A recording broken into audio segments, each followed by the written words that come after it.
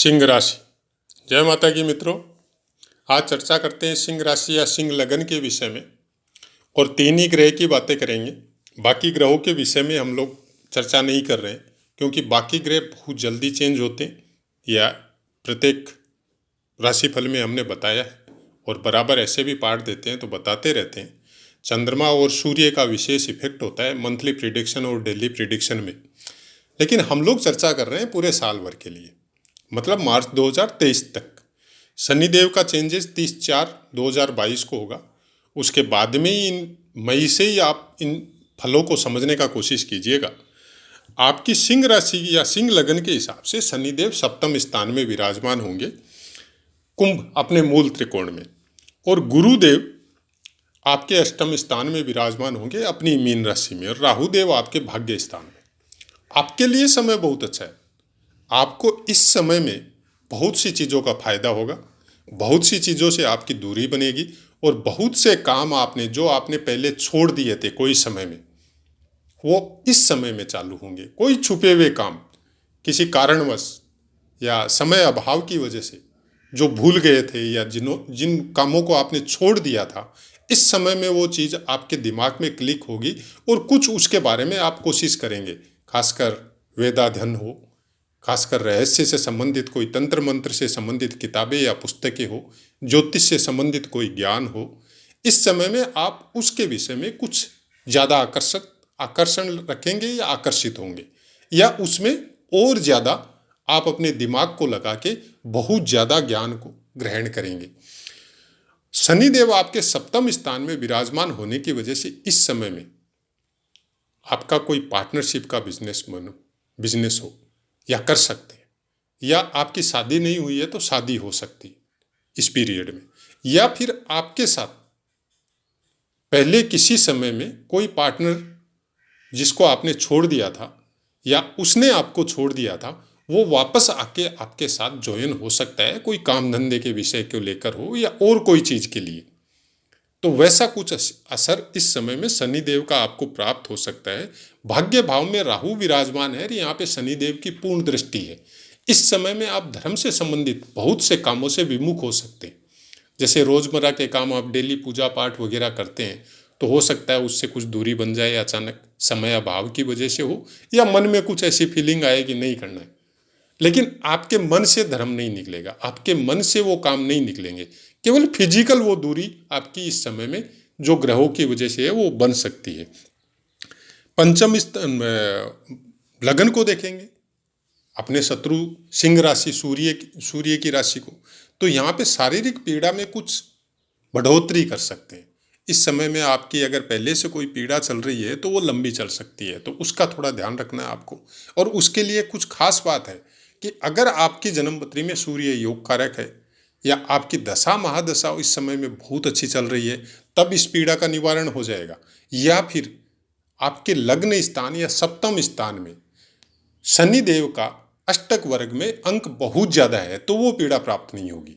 तो कोई भी राशि फल जब आपको देखना हो तो आपकी दशा, अंतरदशा, प्रत्यंतर दशा प्लस आपकी योगिनी दशा कैसी चल रही है, उसके बाद में आपके उस स्थान से पीड़ा से संबंधित जो स्थान बताया जा रहा है उस स्थान में आपको अष्टक वर्ग में कितने अंक मिले हुए हैं, और जो ग्रह का बताया जा रहा है वो ग्रह जहाँ प्लेस है वहाँ पे उस ग्रह ने उस स्थान को कितने अंक दिए हैं। अगर वो अंक अच्छे दे रहा है, अच्छे 7 से 8 अंक है या 6, 7, 8 अंक है, तो उस स्थान में वो पीड़ा नहीं देके उल्टा आपको फायदा करेगा। तो भ्रम और भ्रांतियों से जब भी राशिफल सुने उसमें दूर रहे। ये केवल एक इशारा है कि इस समय में ऐसा कुछ हो सकता है, तो हम लोग पहले से अलर्ट रहे, खासकर अपने स्वास्थ्य से लेके अपने दिमाग में जो फालतू के भ्रम या अनर्गल जो चीज़ें चलती रहती है उनको लेके, तो उससे दूरी बनाएंगे। और वो जो दूरी जब आप बनाएंगे तो वो खाली समय में आपको कहीं ना कहीं तो यूज करना है, तो अपने आप को ग्रो करने के लिए अपने समय को वहाँ यूज कीजिए जहाँ आपका मन भी लगता हो और उससे आपको आने वाले समय में कुछ फायदा भी मिलता हो।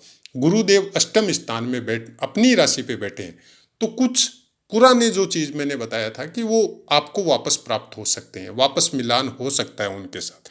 यहाँ से ये फिर 12वें स्थान को मतलब आपकी कर्क राशि को उस दृष्टि से देखेंगे तो यहाँ से आपको अपने जन्म स्थान से बहुत दूर से कुछ रिलेशन वापस कनेक्ट हो सकता है या आपका ट्रांसफ़र हो सकता है वहाँ पे, जो आपके लिए बहुत फायदेमंद होगा। या कोई बिजनेस कर रहे हैं तो विदेशों से आपका ऐसा कोई लिंक हो सकता है जो आपके बिजनेस ग्रो करने में आपको बहुत फायदा देगा। यहाँ से फिर दूसरे स्थान को देखेंगे, कन्या राशि को, तो आपके धन में, आपकी संपत्ति में, आपके परिवार में कुछ बढ़ोतरी भी होगी और कुछ मांगलिक कार्य भी इस समय में आपके परिवार में, आपके घर में हो सकते हैं। फिर यहाँ से यह आपके चतुर्थ स्थान को देखेंगे, वृश्चिक राशि को।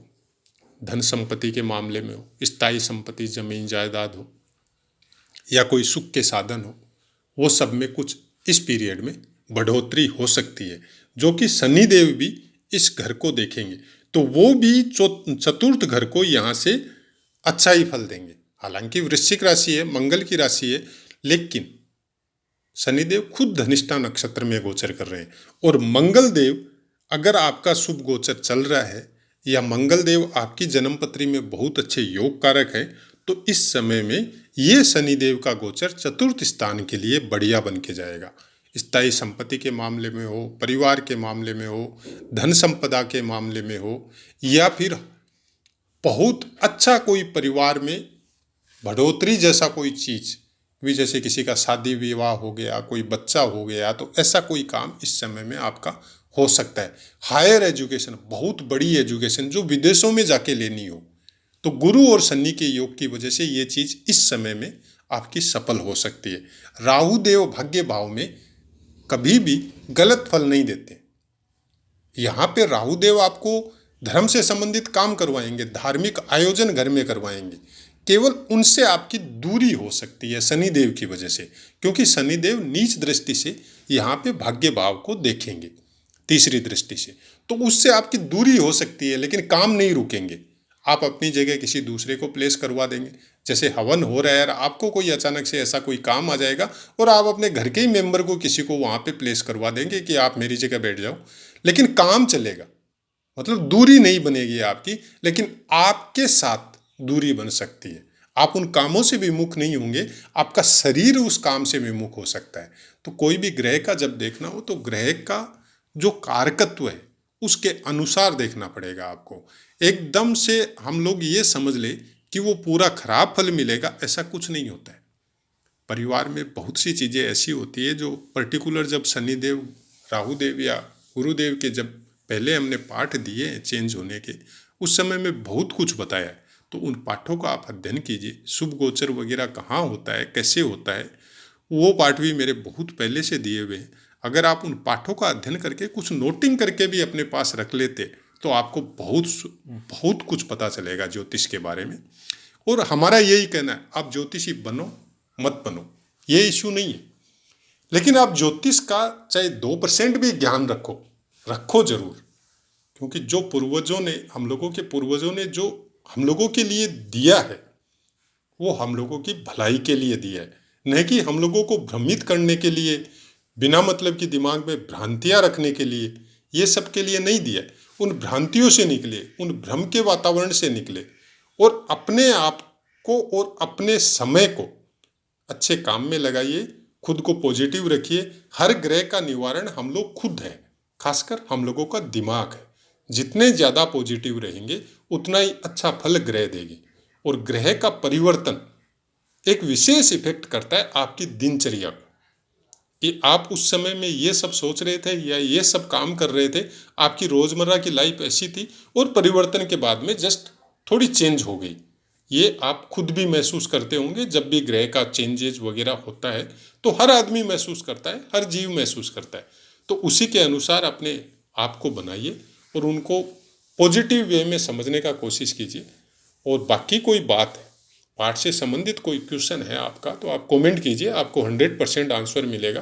अब अपनी वाणी को विराम देते हुए और माता रानी से आप सबके स्वास्थ्य के लिए, आप सबके लाभ के लिए, आपकी उन्नति हो, ऐसी प्रार्थना करते हुए हम आपसे आज्ञा लेते हैं। जय माता।